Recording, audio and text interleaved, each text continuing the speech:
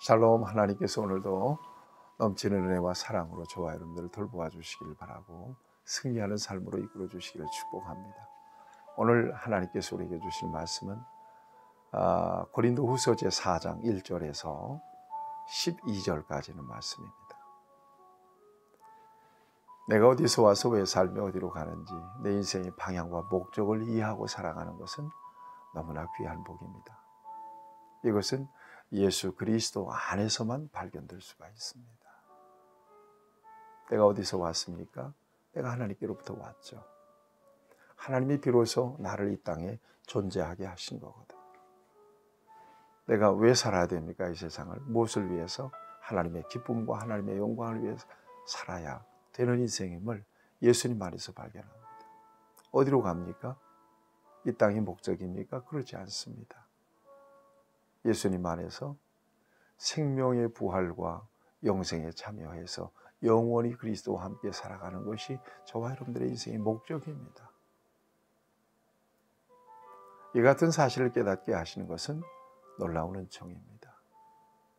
그리고 우리의 일생을 다른 데 허비하지 않고 오직 복음에 집중하며 살아갈 수 있게 하신 것은 놀라운 축복입니다.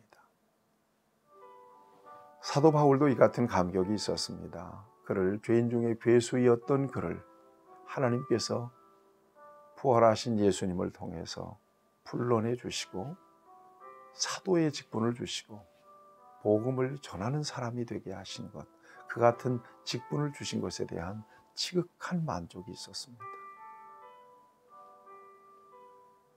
그래서 일생을 복음을 전하는 자로 살다가 이 세상을 떠나게 되죠.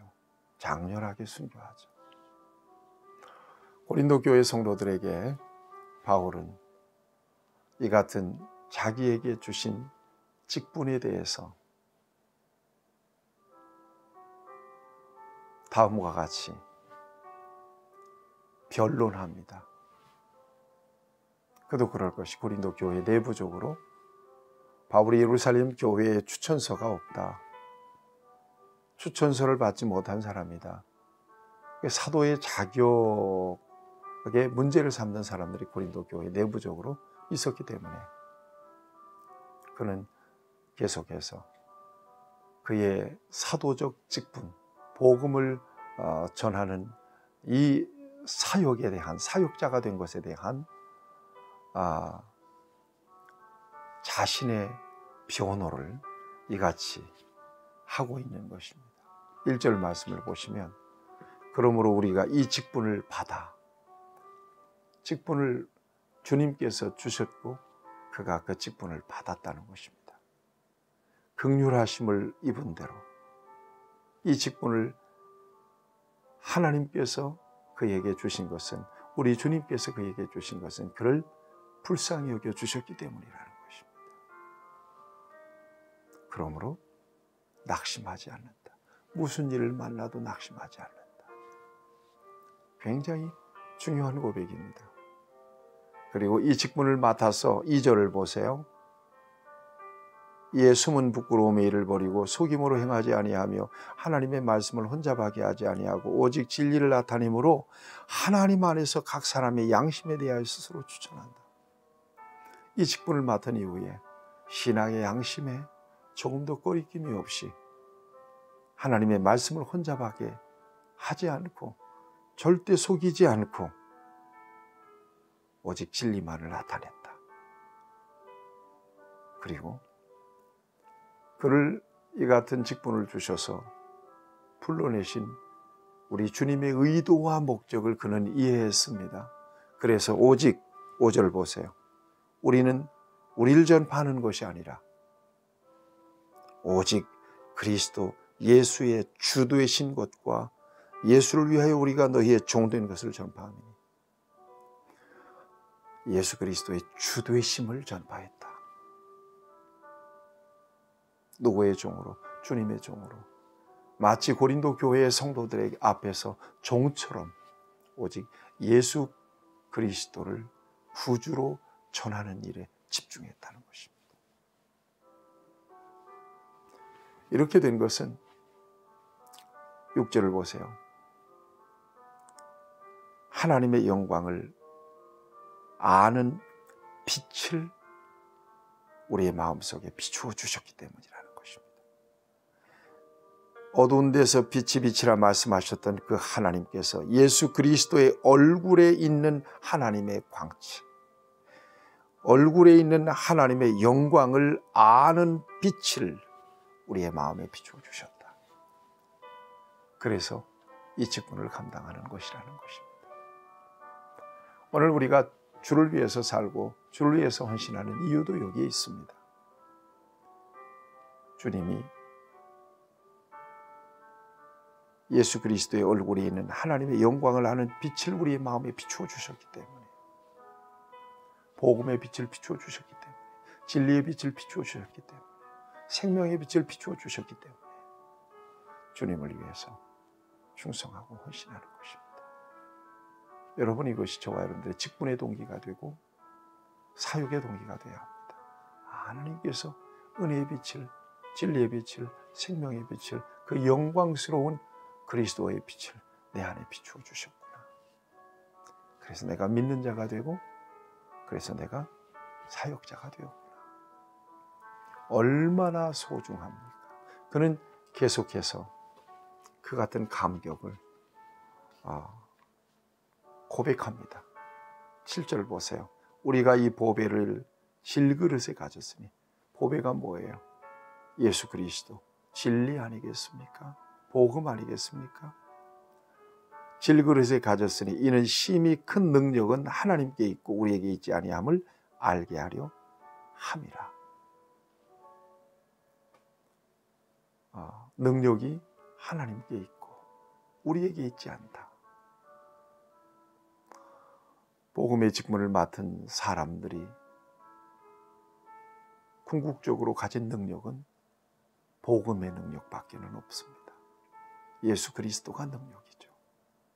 십자가가 능력이고, 부활이 능력이고, 영생이 능력이고, 지금도 살아계셔서 우리와 함께 계시는 임마누엘 되신 예수님이 능력이 되는 거죠. 다른 건 없습니다. 그 능력으로 우리에게 맡겨주신 직분과 사명을 감당하고 우리가 달려갈 길을 다 마칠 때까지 승리할 수가 있게 되는 것이죠. 그래서 그는 이런 이야기를 해요.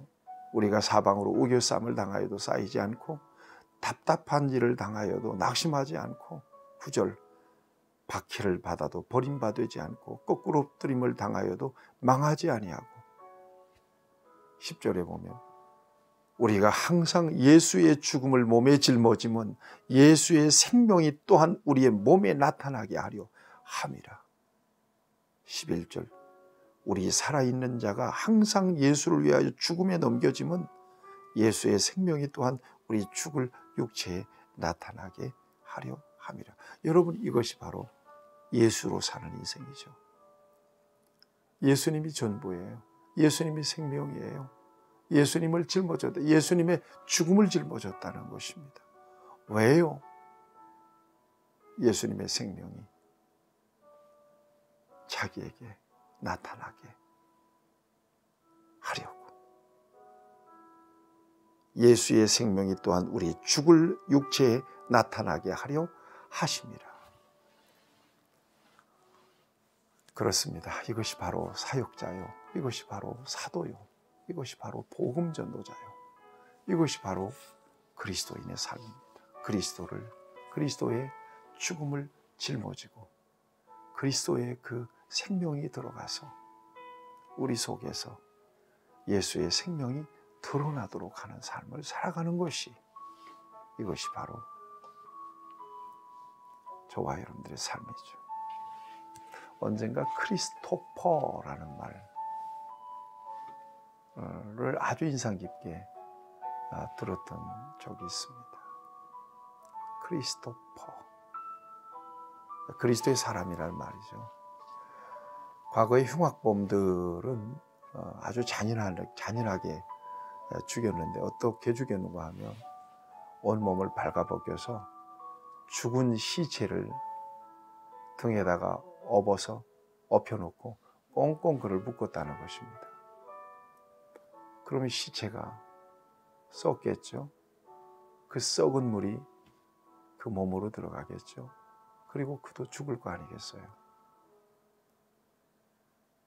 크리스토퍼라고 하는 말은 예수를 업었다. 그러니 예수의 생명이 우리 속으로 들어가서 예수의 생명은 우리를 살리지 않아요. 예수의 생명으로 사는 사람, 예수로 사는 사람, 이 사람이 바로 크리스토퍼다. 그런 말씀을 들은 기억이 있습니다. 참 감명 깊게 들었습니다. 여러분, 진정으로 예수님의 생명이 드러나고 예수님의 생명이 저와 삶, 저와 여러분들의 사역 가운데서 드러나게 될 때 우리는 진정한 그리스도의 일꾼으로, 그리스도의 동역자로 쓰임받게 될 것입니다. 예수님을 드러내고 예수님의 생명이 여러분들을 통해서 스며나와서 흘러가서 그 누군가에게 전달되고 또 그도 역시 그리스도의 생명으로 살게 되는 이런 놀라운 은총의 도구로 하나님의 동역자로 쓰임받는 저와 여러분들이 되어야 할 것입니다. 여러분들에게 주신 직분을 소중하게 여기시고 감격적으로 사역하시는 저와 여러분들이 되기를 바랍니다. 하나님 아버지, 부족한 우리들을 불러서 주님의 좋은 동역자, 좋은 일꾼이 되게 해주시니 감사합니다. 다른 것도 바랄 것 없습니다. 이 귀한 직분과 사명 잘 감당해낼 수 있도록 하나님께서 필요한 은혜와 능력과 넘치는 사명감으로, 충만한 사명감으로 함께해 주시옵소서. 예수 그리스도의 생명이 우리를 통하여 증거되도록, 우리의 삶을 통하여 나타나도록 하나님께서 우리를 사용하여 주시옵소서. 예수님의 이름으로 기도하옵나이다. 아멘. 여러분들을 축복합니다.